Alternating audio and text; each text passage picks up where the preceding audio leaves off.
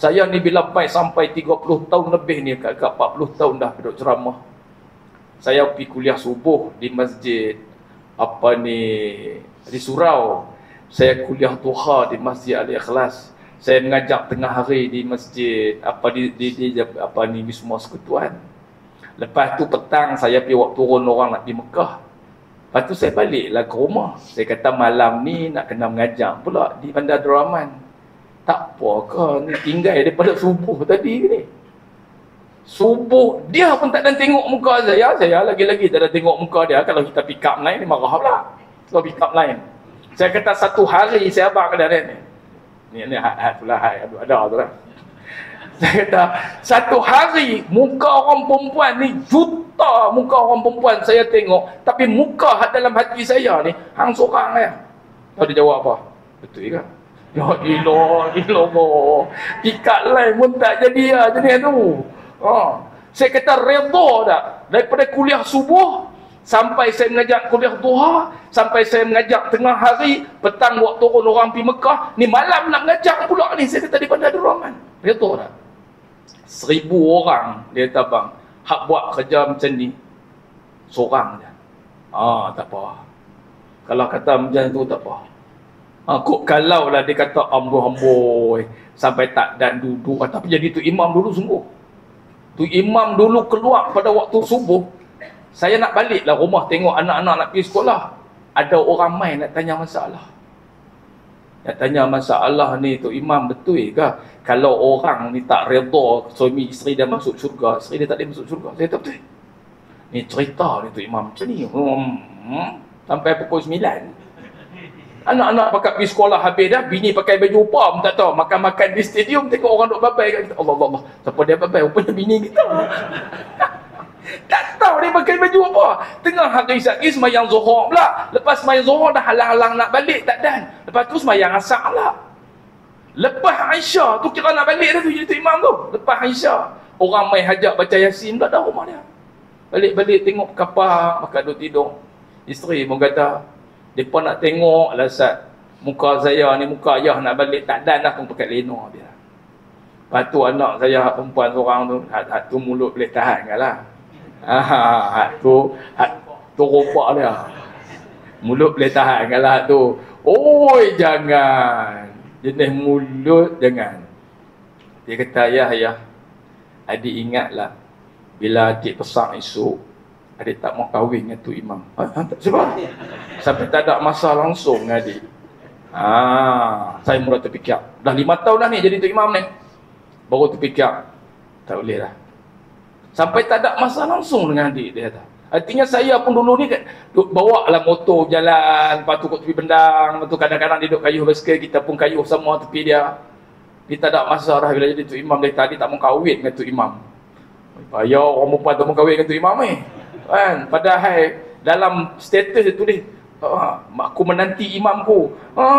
Ni imam ni. Tiba-tiba tak mau, saya menjadi sedih tuan. Tapi itulah pengorbanan kita jadi tu imam. Itulah pengorbanan. Tak dan nak balik adik-beradik, nak penuhi tak dan ilaha illallah. Tak kalau kita tinggal dah hari buruh pun dia pun main semayang juga. Kalau ya hari buruh ni bagilah orang rehat sama. Dia semayang juga. Hari raya tak usah kira lah tu imam kena tugas hari raya. Tugas. Cukup tu bini mai bawa kuih, anak-anak mai pakat duduk. Tak tahulah kalau orang kata dia tak berkorban ni, saya tahu nak kata saya nak marah lah. Lepas tu lah ni kalau saya dah pencen, mereka kata boleh tak ustaz jadi tu imam? Tak usah lah, bagi saya rehat lah semua. Dan saya apa 5 tahun jadi tu imam tu lunyai tuan, lunyai pengorbanan. Takkan jadi benda tu benda kebaikan kalau tak ada orang nak berkorban tuan. Apa-apa saja. Sehingga dirahmati Allah sekalian, kisah yang zaman saya duduk di satu taman dulu ni, orang kampung main duduk di situ, kami buat korban. Ni cerita pasal tunggu malam esok nak korban, lembu sampai petang ni. Malam siapa nak tunggu? Rata buat tak tunggu, orang penjam lembu balik terus. Tak pergi balik dah esok Malam pakai duk tunggu lembu. Lepas tu main lah satu orang lelaki-lelaki, memang duduk di kelaman kami lah dia tu. Dia kata, apa ni, esok pisau nak asah, anak pisau nak hirih lagi ni ada dah kan? Saya kata saya tak ada lagi. Saya memang tak ada lagi masa tu. Dia kata dia buatlah pisau guna besi yang duduk apa, potong kayu tu, mesin potong kayu tu putih elok. RM50 kalau ustaz nak beli. Okey beli lah. Lepas tu adalah kawan bawa main pisau tunjuk kat dia, dia tolong asah. Dia kata kalau nak menirih asah macam ni, kalau nak menakik asah macam ni. Dia duduk ajar lah macam mana nak mengasah. Kemudian malam tu pakat duk tunggu lembu lah. Ada orang bawa main apa ni, bihun. Oh, dia tak bagi duit tu. Hak tunggu lembu semua kira volunteer betul lah. Kira ikhlas betul lah. Tu yang kata manusia ni nak buat korban pun kena korban. Saya kena tugas sampai pukul 12 lebih tu saya nak balik lah. Esok pagi tu subuh. Lepas tu malam apa ni esok subuh pakat main lah. Katanya kawahan nak sembelih tu, lepas subuh dia nak main sembelih dah. Masa tu 2 ekor surau tu. Tunggu dia telefon. Habang kata ada satu surau mana tak tahu, suruh dia pergi sembelih dulu. Cerita dia pukul berapa nak sembelih. Kami pula masa tu taman baru, kan ada orang sangat. Kemudian kawan hak yang apa, yang hak duduk asah pisau semalam tu lah, dia kata lah macam ni, saya boleh sembelih dia kata. Saya kata elok lah. Kita sembelih dulu lembu pertama. Tu orang pakat duk tunggu dah 7 orang lepas. 7 orang pakat duk ada dah. Pakat duk main niat semua habis semua. Dia perebah lembu. Kira kawan tu pun cekap lah. Cara perebah lembu tubuh tali ikut bawah perut tu, pusing tarik debak luar. Saya kata dia ni cekap. Dia reluh lembu tu 3 kali lah. Dia tak pisau dia bawa, dia tarik ni. Dekat nak habis dah tegak tu. Turun lagi tarik. Habis. Selesai. Eloklah habis dah apa ni, lembu tu pun dah mati dah. Barulah kawan sembelih tu baru nak main. Dia dengan anak dia lepas lembu, diorang lepas. Selesai. Memang cekap tu ya. Habis dah semua. Depan ni lapar habis dah. Angkat dah paha naik pergi pakat turun lagi dah. Lembu sana baru duduk nak berebah. Tu cekap. Habis dah tengah hari tanya dia. Abang dulu kerja tan lembu lah. Dia tak ada. Tak tengok buat kerja cekam. Dia tak ada. Kerja dengan orang jual lagi ni lah. Dia tak ada. Rupanya dulu dia kerja curi lembu. Patut pun cekap. Tapi dia kata tobat dah. Tobat dah. Saya teringin nak tahu cerita dia betul. Tanya bini dia. Bini dia kata sampai aku nak bercerai dengan dia. Kira kalau mutaklih motong je. Curi lembu. Lembu pula dia kata dalam estate. Lembu dia pun tak bubuh tali jerat. Dia tak jolok punggung lompat naik atas. Tahan lapar lori. Boleh tu. Lembu Hindu pula. Lembu dia pun tak makan. Dia tak makan lembu. Jadi dia duduk berhabis lembu buat tu. La ilaha illallah kata. Tu cerita apa pengalaman korban. Tapi lah saya duduk cari dia. Dia pandai buat hulu pisau. Dia pandai buat apa ni, sarung pisau. Saya sukalah nak pergi cari dia. Pergi cari pula dia pun kata pindah dah. Dulu biasa sampai dia jadi tok bilai di surau tu. Saja. Cakap. Cakap rupanya. Tapi janganlah kata kawan-kawan cakap buat kerja lembu tu curi lembu lah. Bukanlah. Tapi nak cerita pengalaman kami. Malam tunggu lembu. Apa tak bayar mau main ayak ya. Masa tu surau kami baru buat rumah taman baru. Tu pengalaman. Itulah berkorban ni tak tahulah. Saya pergi kutip derma nak buat surau pun macam tu lah. Tak ada langsung lah ambil duit kutip derma tu. Saya bawa 10 buku. Bawa pergi ke Air Baloi di Johor. Nak pergi kutip derma lah kononnya kan. Kutip kot ni orang kenal kita. Allah Ustaz Mak Isa main kutip derma apa kan. Jadi tak syok lah. Pergi kutip di Johor. Abang kat Ustaz Ramli masa tu jadi ketua menolong pengarah bahagian apa tau. Dia kata kalau tak timbul masalah, silakan. Kalau ada timbul masalah, stop. Tak ada masalah apa. Pergi rumah orang, Assalamualaikum cik. Dia nak kutip derma untuk buat surau. Boleh. Orang Johor. Sampai satu rumah tu. Assalamualaikum. Sama Isa, main sampai sini. Sudah. Ustaz dah. Ya Allah. Ustaz, main nak bang ke? Ni hak geng ni hak geng kusur kahwin. Contohnya hak dulu kusur kahwin. Ni semua ni geng 2-3 orang ni biasa kusur kahwin dengan ustaz. Tu sahapilah ustaz. Ustaz nak buat apa? Kutip derma apa? Kutip derma surau. Dalam macam ni. Ustaz tinggal 10 buku hutang ni. Nanti kaki buku kami post kat ustaz. Malu kan nak kutip ni. Berhenti dengan yang tu. Saya tak kutip derma lah apa benda tu. Saya balik main ustaz. Tunggu je lah. Orang tak main pun laju. Dia 10 buku habis. Muat saya.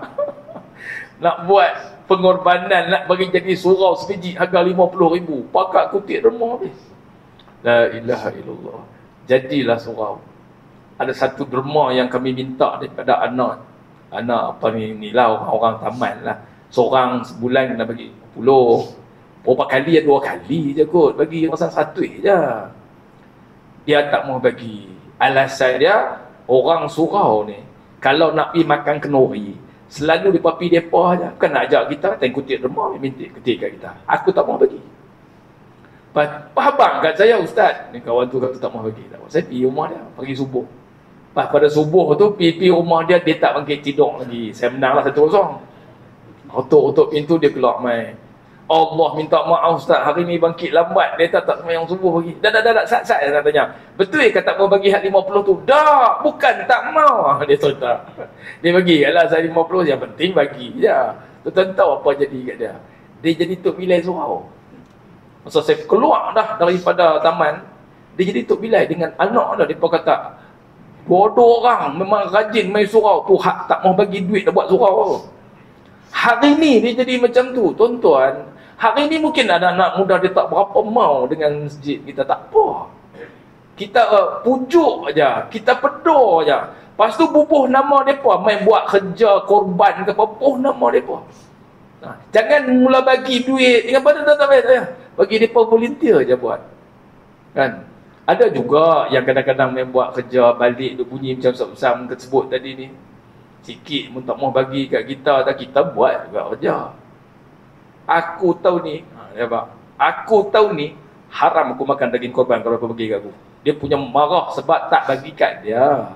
Dia balik awal, cucu mai panggil. Lepas tu kita tak tahulah nama tak ada bubuh.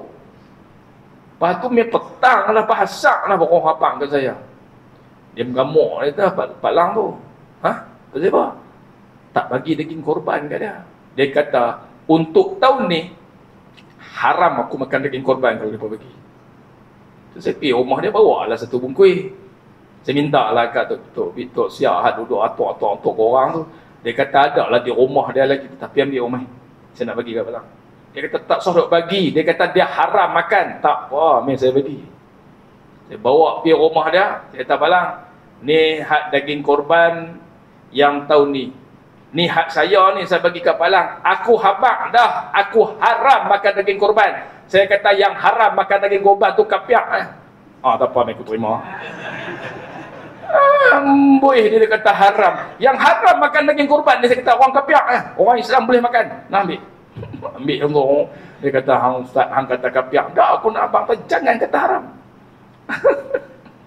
Itulah cerita orang kampung marah pasal tak dapat daging korban. Dia kata haram aku makan daging korban. Dia tunggu Zat, ajak orang haram makan Saya kata haram makan daging korban ni kapiak. Orang Islam boleh makan.